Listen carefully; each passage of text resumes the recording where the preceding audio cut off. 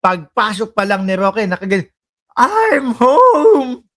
Papapagano si Roque. Ang dami ho, mga kababayan, na nakatopless doon. O karamihan yata na nakatopless. Nandoon sa Oblo eh. Tapos makita niya pa si Jason Eibler doon. Ano po? Si Jason Eibler, kilala niyo yun, mga kababayan. Yung inaresto na nakipaglaban talaga, yung nanlaban talaga sa mga kapulisan. Makita niya si Jason Eibler doon. Naku po. Anyway, mga bossing, alisin ko na mo ito. Siningit ko lang yan. Ano po? Dumako at pumunta na ho tayo, mga kababayan, dito po kay Ronald Bato de la Rosa, mga bossing. Ayan. Kasi ito po yung balita ngayon na kumakalat, mga kababayan. Senator Ronald Bato de la Rosa, aka Boy Takbo, nasa New York na daw po, mga bossing. Nako, eksakto naman ba to? Ano? Eksakto ba to? Na bukas ay babiyahe ako papunta dyan sa Estados Unidos. Bukas, ang flight ko papunta ho ng New York, mga kababayan. Sabi ni Ganger Henyosa, Boy Tago. Ano po ba ang nakasulat dito? Sa Sunstar, Davao, mga bossing. Sabi ho dito, photos of Senator Bato allegedly in New York surface online. Ayan daw ho. Naku ba to? Kung sakali man na ito ay totoo, na nandiyan ka sa New York, tingin ko mas madali kang mahuhuli at maaaresto dyan. Ano po?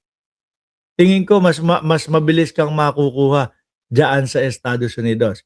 Sabi dito, photos allegedly showing Senator Ronald De La Rosa in New York have circulated online, drawing attention amid the ongoing issues surrounding the arrest warrant issued by the ICC. The image sparked reactions, from netizens following calls from the Department of Justice regarding the possible implementation of the ICC warrant against the senator. Sabi dito, ayan.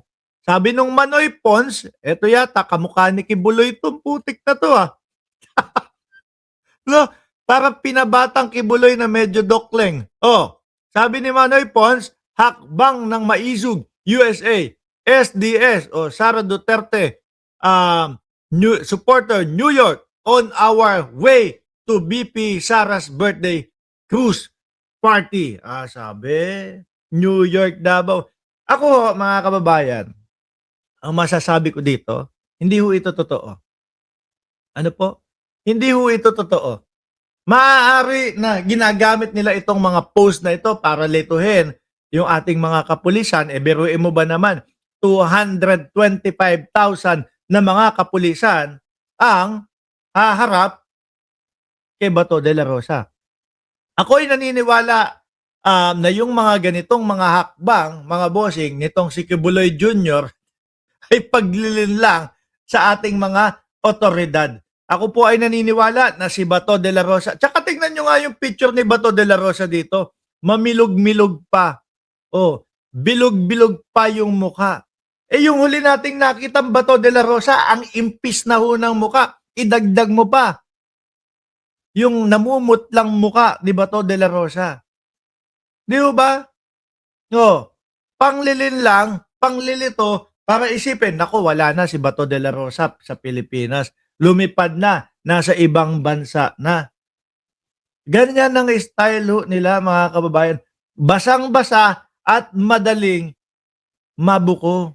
Sabi ni Cheryl Banyaga, dating DDS yung source ko, Sis Angel. Eto pa ho, mga kababayan. Sabi dito, SDS New York. Aba, sabay-sabay pa kayong mga nag-post, ganun ba? Ayan, may picture. Bilog na bilog din ho ang pagmumukha ni Bato de la Rosa dito. At etong parang litrato na ito, parang sa sa Pilipinas yung tawag dito? Yung pinaka-airport. Puro bilog Tapos, magtataka naman kami.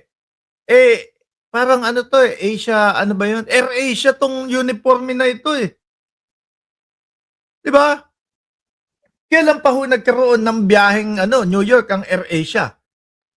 Mga kababayan. kung di ho ako nagkakamali, eh, mga pa-Hong Kong, Thailand, o yun, sa mga ano lang, sa mga lugar lang na malapit ho sa Pilipinas, mga kababayan. Di ba? Sabi dito, our guest for tomorrow's event, none other than Senator Ronald Bato de la Rosa. He was picked up by retired General Carigaba, our board director. Senator Bato, you are free to roam around here. International Criminal Court, ICC, here is just a brothel daw ho, mga kababayan. Nandiyan pa din, malamang sa Davao si Bato de la Rosa. At yan ay hindi makakalabas ng Pilipinas. Ano po? Except kung ang gagamitin niya ay backdoor. Oh. At yan, hindi mag-iisip na lumabas ng Pilipinas sa kadahilanan ho na mas madali siyang mahuhuli, mas madali siyang makukuha, mga kababayan. Tsaka bakit? Ano ang pinangahawakan ninyo?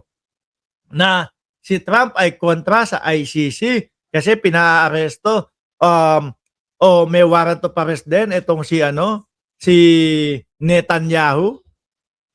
Oh, di ho ba, mga kababayan, yun ba ang pinangahawakan nyo?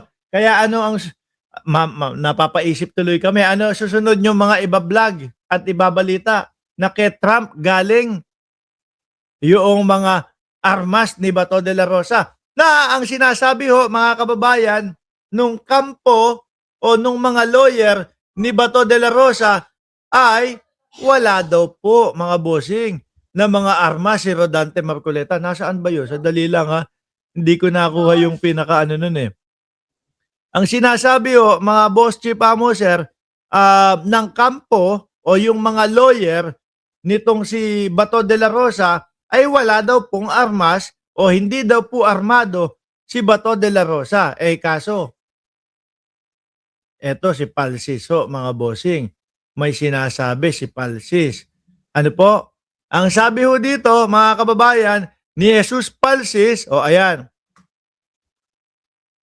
Attorney Israelito Torion, yan po ang isa sa lawyer o tagapagtanggol ni Bato de la Rosa, mga bossing. Si Torion, na walang nagawa nung inaaresto si Buloyski at si Jimmy Bondoc na ang unang kaso ay mukhang matatalo agad. Ex o cross attorney Israelito Torion, Senator Bato is not armed and dangerous. Nyek, sabi. Paano hindi armed and dangerous yang si Bato? Former PNP chief yan. Tapos may 118 registered firearms, both short and long firearms. Resibo, ito daw ho, mga kababayan, oh.